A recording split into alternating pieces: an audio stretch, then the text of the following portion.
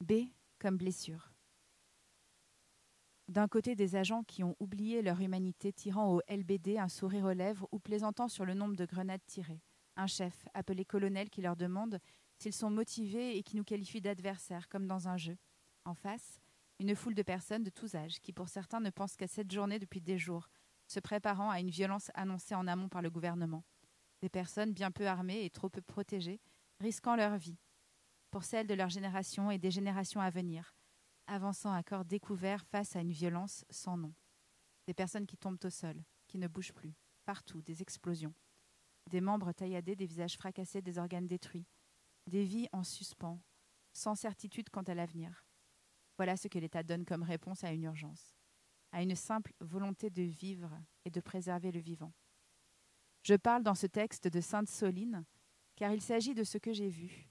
Mais je pense à toutes les autres occasions où policiers et gendarmes mutilent, lycéens, jeunes de quartiers populaires, manifestants de tous horizons et autres personnes ne se reconnaissant pas dans cette liste, mais s'étant trouvés sur leur chemin. Moi, 19 ans. J'ai reçu une grenade tirée par un flic en plein visage, provoquant la fracture totale de 4 de mes os. Peut-être que je ne le ferai pas, mais je m'émerveille de la chance que j'ai. J'ai mes 2 yeux. Mon cerveau ne semble pas avoir été touché et mes membres sont quasi intacts. Je suis en vie. Quelques centimètres et quelques secondes. Le temps que la grenade tombe au sol avant d'exploser. Voilà ce à quoi je dois ma vie. Voilà ce que j'ai risqué, pour le simple fait de refuser un système qui s'écroule et qui condamne nos avenirs. Les blessures, traumas et vies mises en danger rendent visible et matérialisent une violence d'État. Une violence banalisée car devenue quotidienne. À des mouvements, on impose dissolution. À un éveil, on impose manipulation médiatique et mensonge politique. À des rassemblements, on impose barrage et gaz. À des victimes, on impose des accusations. À des convictions, à la moindre contestation, on oppose grenades et balles. Si leur objectif est de dissuader, de punir et de briser les forces de plusieurs générations qui se soulèvent, alors j'ai le plaisir de leur annoncer que cela ne fonctionne pas. Il appartient à chaque personne heurtée d'une manière ou d'une autre de s'exprimer ou non sur son ressenti. Et je ne peux parler qu'en mon nom, car j'ai la chance de pouvoir encore le faire, parce que j'ai la chance d'aller bien. Mais si à cause de vous, j'aurai toujours le sourire de travers, vous ne m'empêcherez pas de rire.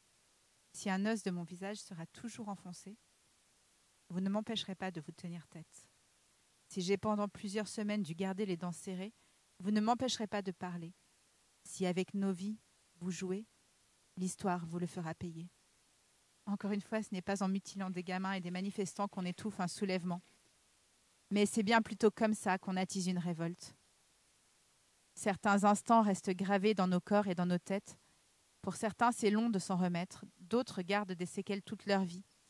Je crois que, même si elles ne le devraient pas et n'auraient jamais dû exister, nous avons le droit d'être fiers de ces marques. Elles sont la preuve que nous sommes restés droits, que nous nous battons pour le juste, pour la vie.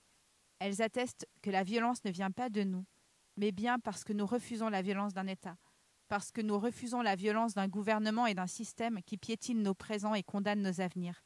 Nous nous prenons de plein fouet la violence d'une institution et de ses agents, asservis et soumis à un pouvoir illégitime, tenus par les mains d'une poignée de privilégiés ne servant que leurs propres intérêts.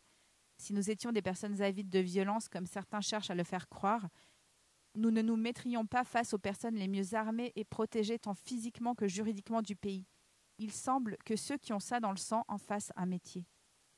Nous sommes trop nombreuses à être ou avoir été blessées, mais nous sommes bien plus nombreuses que cela à défendre un autre monde, à avoir été présents dans toutes les luttes victorieuses et à continuer à être mobilisées aujourd'hui malgré une répression connaissant de moins en moins de limites.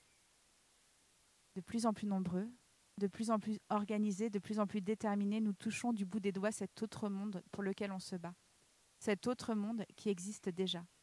Cet autre monde que nous faisons vivre par la force de nos liens et par la pertinence de nos modèles. On ne dissout pas un soulèvement. On ne muselle pas une foule toujours plus grande. On ne triomphe pas quand on est l'assassin. Ils ne viendront pas à bout de ce que nous sommes. Alix F.